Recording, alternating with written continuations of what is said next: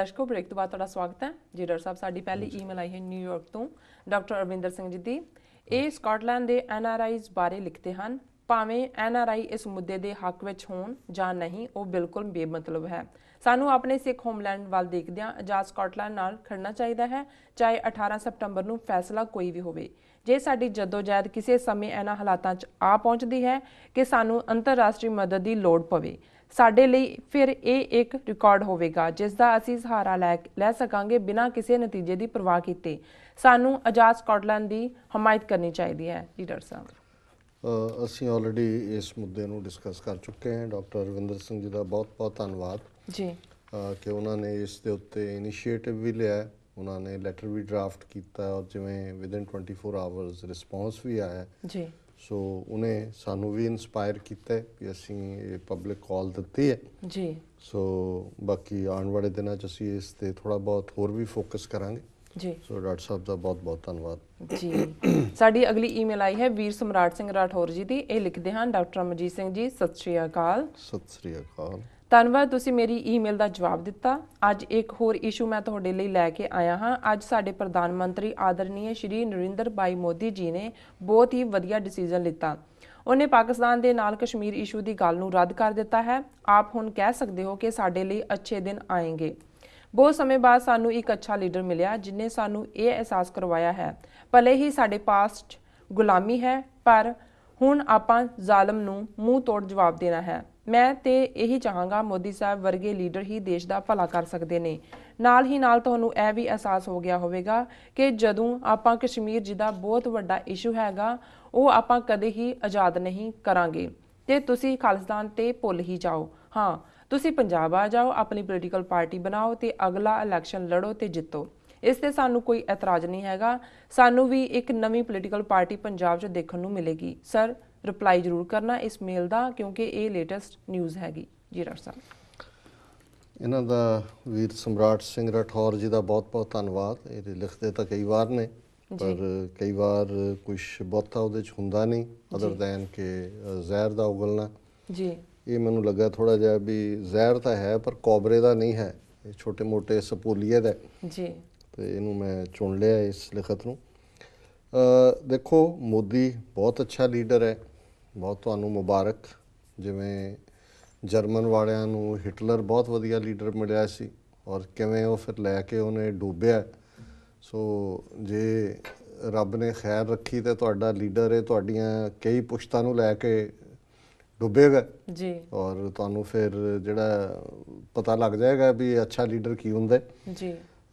ਦੂਸਰਾ ਇਹ ਠੀਕ ਹੈ ਵੀ ਚਲੋ ਮੰਨ ਲਿਆ ਤੁਸੀਂ ਵੀ ਤੁਹਾਡਾ ਪਾਸਟ ਗੁਲਾਮੀ ਦਾ ਸੀ, ਜੁੱਤੀਆਂ ਖਾਂਦੇ ਰਹੇ ਹੋ 1000 ਸਾਲ, ਜਿਹੜਾ ਆਇਆ 4 ਛਿੱਤਰ ਮਾਰੇ ਉਹਦਾ ਹੀ ਦਿੱਲੀ ਈਸ਼ਵਰੋ ਜੀ ਕਿ ਦਿੱਲੀ ਦਾ ਬਾਦਸ਼ਾਹ ਹੀ ਰੱਬ ਹੈ।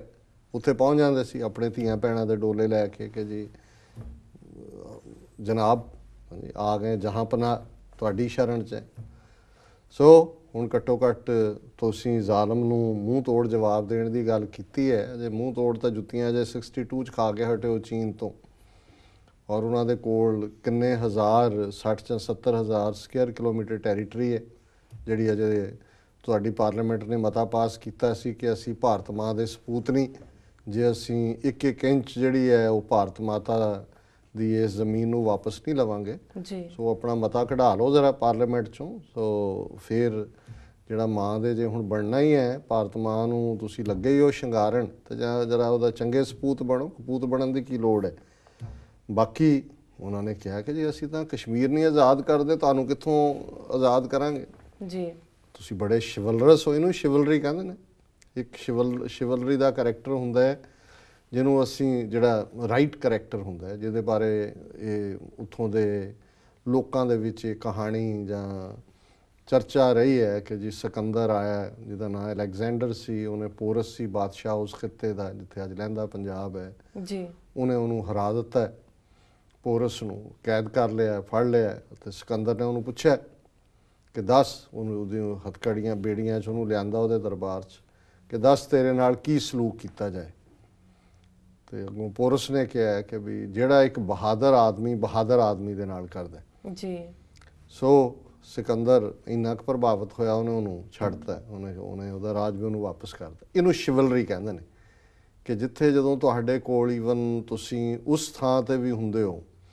ਹੁਣ 10ਵੇਂ ਪਾਤਸ਼ਾਹ ਨੇ ਅਨੰਦਪੁਰ ਦੀ ਜੰਗ, ਅਖੀਰਲਾ 9 ਮਹੀਨੇ ਦਾ ਘੇਰਾ, ਸਾਹਿਬਜ਼ਾਦਿਆਂ ਦੀ ਸ਼ਹਾਦਤ, ਮੁਗਲਾਂ ਦੇ ਜ਼ੁਲਮ, ਇਸ ਸਭ ਦੇ ਜਿਹੜੀ ਬੈਕਗਰਾਉਂਡ ਦੇ ਵਿੱਚ ਔਰੰਗਜ਼ੇਬ ਨੂੰ ਜ਼ਫਰਨਾਮਾ ਲਿਖਿਆ, ਫਤਿਹ ਦਾ ਪੱਤਰ ਦੀਨਾ ਕਾਂਗੜ ਤੋਂ ਜੀ। ਹੁਣ ਜੇ ਤੁਸੀਂ ਜ਼ਫਰਨਾਮਾ ਪੜ੍ਹਦੇ ਹੋ, ਜਿਹਦੇ 'ਚੋਂ ਅਸੀਂ ਅਕਸਰ ਇਹ ਵੀ ਉਹਨਾਂ ਦਾ ਸ਼ੇਅਰ ਕੋਟ ਕਰਦੇ ਕਿ ਜਦੋਂ ਸਾਰੇ ਰਸਤੇ ਇਨਸਾਫ ਲੈਣ ਲਈ ਬੰਦ ਹੋ ਜਾਣ ਤਾਂ ਤਲਵਾਰ ਚੁੱਕਣਾ ਮਰਦ ਦਾ ਕੰਮ ਹੁੰਦਾ ਹੈ।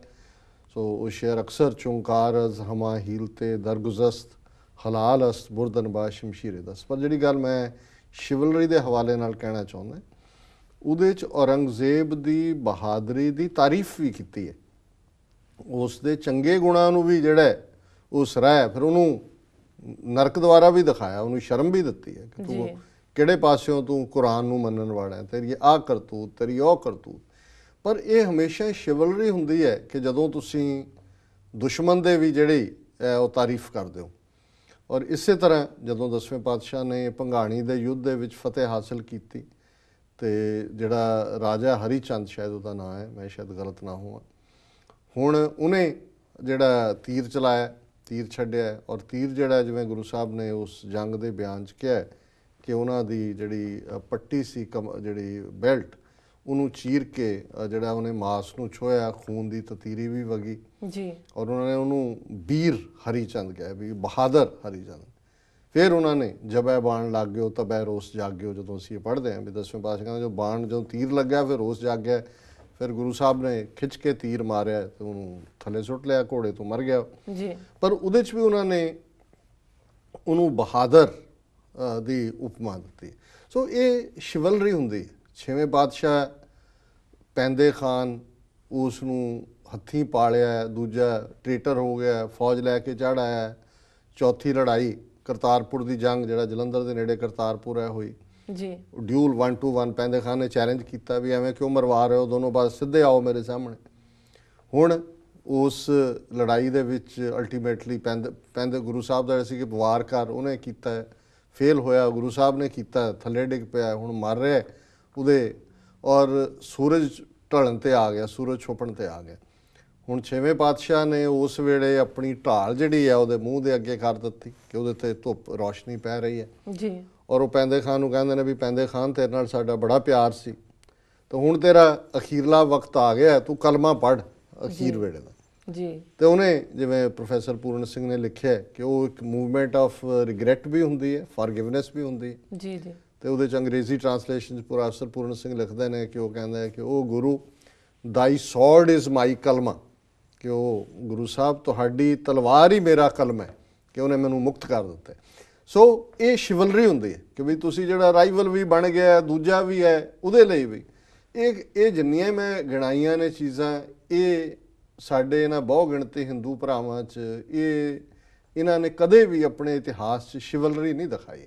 ਇਹਨਾਂ ਦੇ ਹੱਥ ਜਦੋਂ ਕੋਈ ਚੀਜ਼ ਆਉਂਦੀ ਹੈ, ਇਹ ਮੁੱਠੀ ਐਸੀ ਘੁੱਟਦੇ ਨੇ, ਉਂਗਲਾਂ ਭਾਵੇਂ ਜਿਵੇਂ ਉਹ ਬਾਂਦਰ ਦੇ ਬਾਰੇ ਮਸ਼ਹੂਰ ਹੈ ਨਾ ਕਿ ਜੀ ਬਾਂਦਰ ਜਿਹੜਾ ਉਹਨੂੰ ਫੜਨ ਵਾਲੇ ਕੀ ਕਰਦੇ ਨੇ ਵੀ ਇੱਕ ਤੰਗ ਜੇ ਮੂੰਹ ਵਾਲੇ ਭਾਂਡੇ ਦੇ ਵਿੱਚ ਛੋਲੇ ਰੱਖ ਦਿੰਦੇ ਨੇ ਜੀ, ਉਹਦੇ ਵਿੱਚ ਬਾਂਦਰ ਆਪਣਾ ਹੱਥ ਪਾਉਂਦਾ ਤੇ ਉਹਦੇ ਨਾਲ ਉਹ ਭਰ ਲੈਂਦਾ ਮੁੱਠੀ ਛੋਲਿਆਂ ਨਾਲ।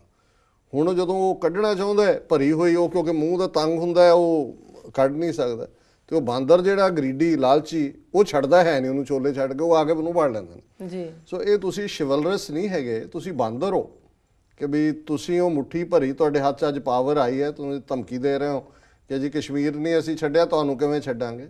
ਅਸੀਂ ਮੁਗਲਾਂ ਤੋਂ ਵੀ ਛਡਾਇਆ, ਅਫਗਾਨਾਂ ਤੋਂ ਵੀ ਛਡਾਇਆ, ਅੰਗਰੇਜ਼ਾਂ ਤੋਂ ਵੀ ਛਡਾਇਆ, ਤੇ ਤੁਹਾਡੀ ਤੇ ਔਕਾਤ ਪਤਾ ਹੀ ਹੈ, ਤੁਹਾਨੂੰ ਹੀ ਪਤਾ ਗੁਲਾਮੀ ਮੰਨੀ, ਅਸੀਂ 1000 ਸਾਲ ਜੁੱਤੀਆਂ ਖਾਧੀਆਂ ਨੇ ਜੀ। ਅਸੀਂ ਆਪਣੇ ਜਨਮ ਤੋਂ ਹੀ, ਗੁਰੂ ਨੇ ਜਦੋਂ ਸਾਨੂੰ ਅਨੰਦਪੁਰ ਦੀ ਧਰਤੀ ਤੇ ਜਨਮ ਦਿੱਤਾ ਹੈ, ਪਿਤਾ ਗੁਰੂ ਗੋਬਿੰਦ ਸਿੰਘ, ਮਾਤਾ ਸਾਹਿਬ ਕੌਰ, ਅਸੀਂ ਤਲਵਾਰ ਉਦੋਂ ਤੱਕ ਮਿਆਨ 'ਚ ਨਹੀਂ ਪਾਈ ਜਦੋਂ ਤੱਕ ਅਸੀਂ ਇਨਸਾਫ ਨਹੀਂ ਲੈ ਲਿਆ।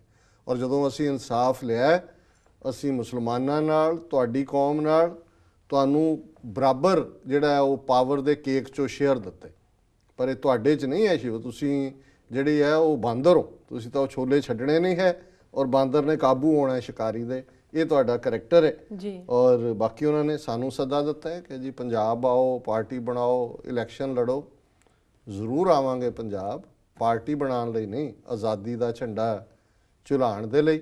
ਜੀ ਔਰ ਬਾਕੀ ਦੇਸ਼ ਕਾਲ ਗੁਰੂ ਦੇ ਹੱਥ ਵਸ ਹੈ। ਜਦੋਂ ਗੁਰੂ ਨੇ ਚਾਹਿਆ ਦੇਸ਼ ਚਾਲ ਹਮ ਤੇ ਪੁਨਾ ਭਈ, ਸ਼ਹਿਰ ਪਾਵਟੇ ਕੀ ਸੁਧ ਲਈ। ਹੁਣ ਗੁਰੂ ਸਾਹਿਬ 5-6 ਸਾਲ ਦੇ ਸਨ, ਜਨਮ ਪਟਨੇ 'ਚ ਹੋਇਆ ਤੇ 5-6 ਸਾਲ ਦੇ ਪਟਨੇ ਤੋਂ ਆਨੰਦਪੁਰ ਆ ਗਏ। ਇੱਕ ਵਾਰੀ ਦੇਸ਼ ਚਾਲ ਹੋ ਗਈ, ਦੇਸ਼ ਛੱਡ ਕੇ ਚੱਲ ਕੇ ਦੂਜੀ ਥਾਂ ਆਏ। ਫਿਰ ਜਦੋਂ ਆਨੰਦਪੁਰ ਸਾਹਿਬ ਨੂੰ ਲਗਭਗ 3-3.5 ਸਾਲ ਛੱਡ ਕੇ ਪੌਂਟਾ ਸਾਹਿਬ, ਪਾਉਂ ਟਿੱਕਾ ਜਿੱਥੇ ਪੈਰ ਟਿਕਿਆ, ਪੌਂਟਾ ਉਹਨਾਂ ਨੇ ਫਾਊਂਡ ਕੀਤਾ। ਜੀ ਗੁਰੂ ਸਾਹਿਬ ਨੇ ਕਿਹਾ ਦੇਸ਼ ਚਾਲ ਹਮ ਤੇ ਪੁਨਾ ਭਈ, ਕਿ ਇੱਕ ਵਾਰੀ ਪਹਿਲਾਂ ਹੋਈ ਸੀ ਦੇਸ਼ ਚਾਲ, ਪੁਨਾ ਹੁੰਦਾ ਦੁਬਾਰਾ, ਕਿ ਫਿਰ ਦੇਸ਼ ਚਾਲ ਹੋਈ, ਸ਼ਹਿਰ ਪਾਵਟੇ ਕੀ ਸੁਧ ਲਈ।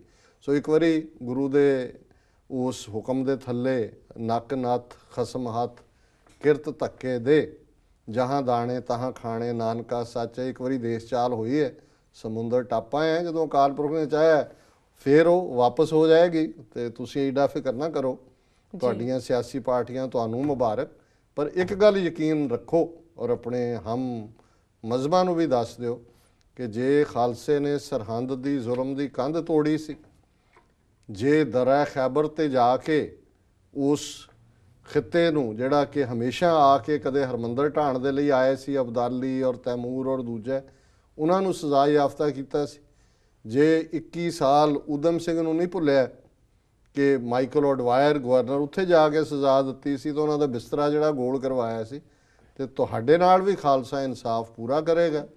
ਇਹ ਲਾਲ ਕਿਲ੍ਹਾ ਜਿਸ ਨੇ ਕਈ ਹਾਕਮ ਇਹਨਾਂ ਸਦੀਆਂ ਦੇ ਵਿੱਚ ਦੇਖੇ ਨੇ।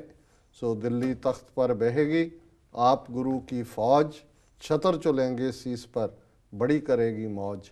ਉਹ ਸਮਾਂ ਬਹੁਤਾ ਦੂਰ ਨਹੀਂ ਹੈ, ਸੋ ਨਿਸ਼ਚਿੰਤ ਰਹੋ। ਜੀ ਬਾਕੀ ਜਿਵੇਂ ਗੁਰੂ ਨੂੰ ਭਾਉਂਦਾ। ਜੀ ਡਾਕਟਰ ਸਾਹਿਬ, ਵੇਲਾ ਹੋ ਗਿਆ ਬ੍ਰੇਕ ਤੇ ਜਾਣ ਦਾ। ਵੀਅਰਸ ਤੁਸੀਂ ਸਾਡੇ ਨਾਲ ਇਸ ਤਰ੍ਹਾਂ ਬਣੇ ਰਹੋ, ਮਿਲਦੇ ਹਾਂ ਛੋਟੇ ਵਕਫੇ ਤੋਂ ਬਾਅਦ।